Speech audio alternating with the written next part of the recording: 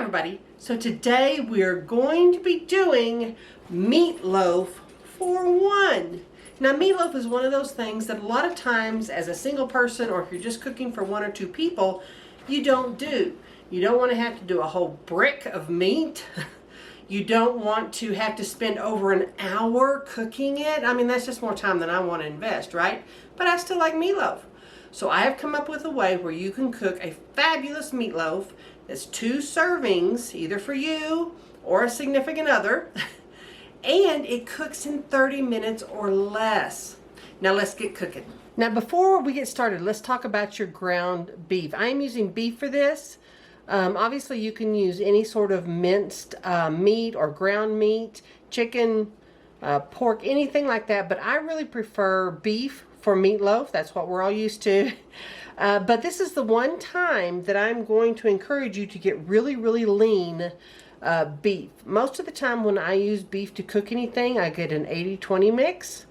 With meatloaf, you really want to get something really lean. This is a 93%. You want to get 90% or better. If you can get better than 93%, by all means get it. Because this is one of the things that you don't want to be greasy. So be sure and get a lean ground beef. Okay, now one of the first things you want to do is grate your vegetables. This is going to contain quite a few vegetables. And you'll notice I'm using this tiny grate on the side of my grater to grate these vegetables. You want them grated very, very fine. Much finer than you could chop them. That's why I grate them. Now we're going to be using 1 carrot, 2 stalks of celery, and 1/4 yellow onion. And when you grate this, there will be a lot of juice. You want to be sure and use that juice. That juice will go into your bowl right along with your vegetables.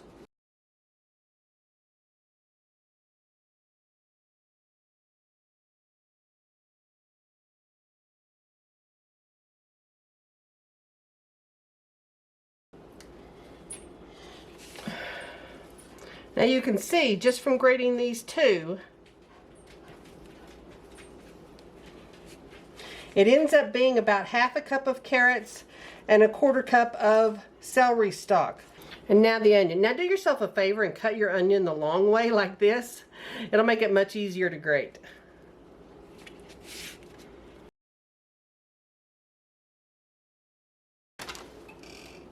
You want to toss any big hunks like this. Don't use those.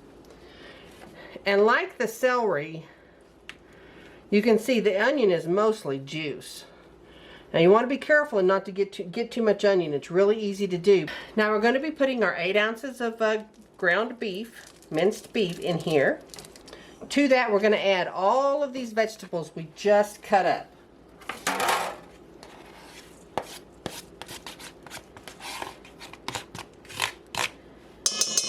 We're also going to be adding about 1/2 cup of cheese. This can be sharp cheddar, regular cheddar. You can use Monterey Jack. It's up to you. If you like a really strong cheese taste, you can use sharp cheddar. This is just a regular, mild, medium cheddar.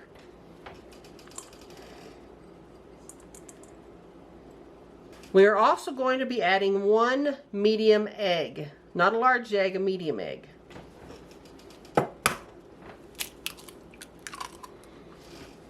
Then we're going to be crushing up 6 Ritz Crackers.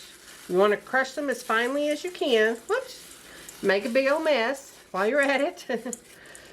But those will absorb that vegetable juice and your beef juice. For seasoning, I am using my house seasoning, which is 1/2 teaspoon salt, 1/2 teaspoon onion powder, 1/4 teaspoon garlic powder, and 1/4 teaspoon black pepper. And I always use a glove to mix this when I put my hand into any kind of beef like this, even when I don't have a Band-Aid on my hand, but especially when I have a Band-Aid on my hand. You want to mix it thoroughly.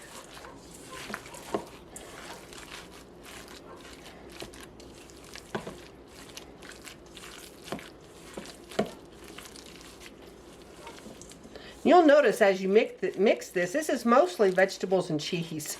There's really not a huge amount of meat in here, which is great because you're getting your vegetables. And that makes it taste just delicious. It also keeps it from forming that brick-like consistency that's really dry sometimes that you can get with meatloaf. This has a lot of moisture in it. And because it has moisture in it, you're going to want to put it into a loaf pan. This is not something where you just put it on a cookie sheet or a baking sheet. It will fall apart. It has that much moisture in it. So once it's mixed, and just takes just a few minutes, looks like this, that's when you will put it into your loaf pan. Loaf pan like this. Now I like to spray the bottom of this loaf pan. Even though, yes, this has a lot of moisture, it will stick to the bottom if you're not careful.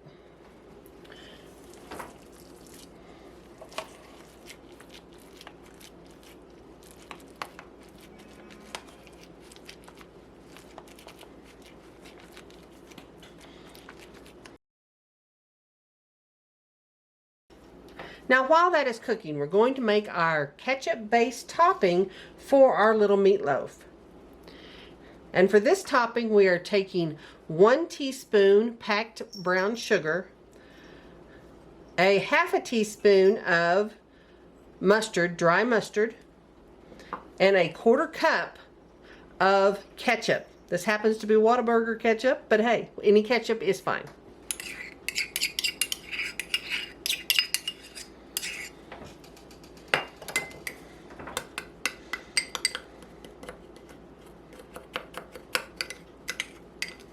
You want to be sure it mixes up really well. We're going to be adding this topping to our meatloaf once it is cooked, and then baking it for another 5 minutes. So we'll mix this up and set it aside. Now once we get our meatloaf in the oven, the next thing I'm going to do is I'm going to add some potatoes. I tend to like roasted potatoes, so that's what I'm using this for. So that's what I'm using with this. This is a red potato. And one of the secrets to them cooking quickly and crisping up for you really well in the oven is to par cook them. So I put this in the microwave on the plate just like this. It's not in plastic, it's not anything fancy. And I baked it for 1.5 minutes. You just want to par cook it. And this size potato, it's going to be 1.5 minutes to 2 minutes. But once it's cooked, I'll slice it up.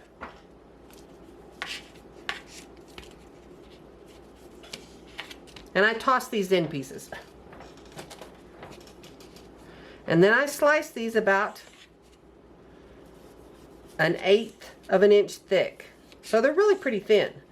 This also helps them cook really quickly. And into this bag, this is a 1/4 cup of olive oil in this Ziploc bag. I'll take some more house seasoning, half a teaspoon salt, half a teaspoon onion powder, 1/4 teaspoon garlic powder, and a 1/4 teaspoon pepper. And I'll mix those up within my olive oil so it's nice and distributed, so we don't have clumps anywhere. And then I'll add my potatoes.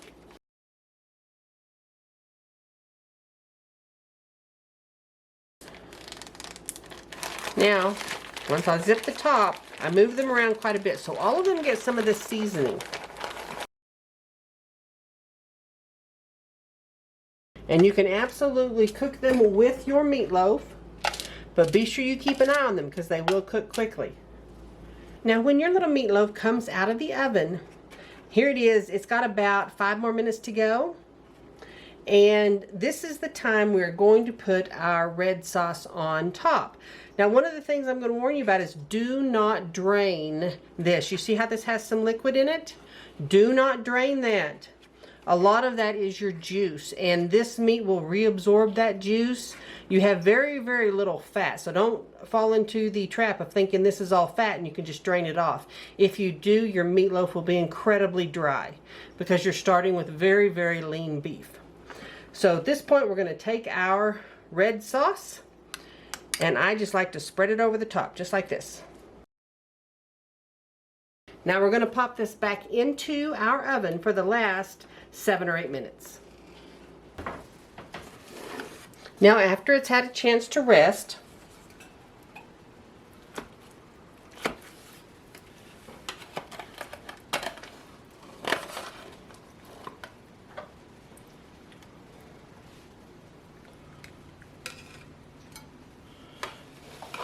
Now you can see this isn't a huge portion. It's great for one person. And you still have half of this left that you can save for another meal. Now remember, all we're doing is crisping up our potatoes. They're already par cooked, so they do not take long at all. Just a few minutes.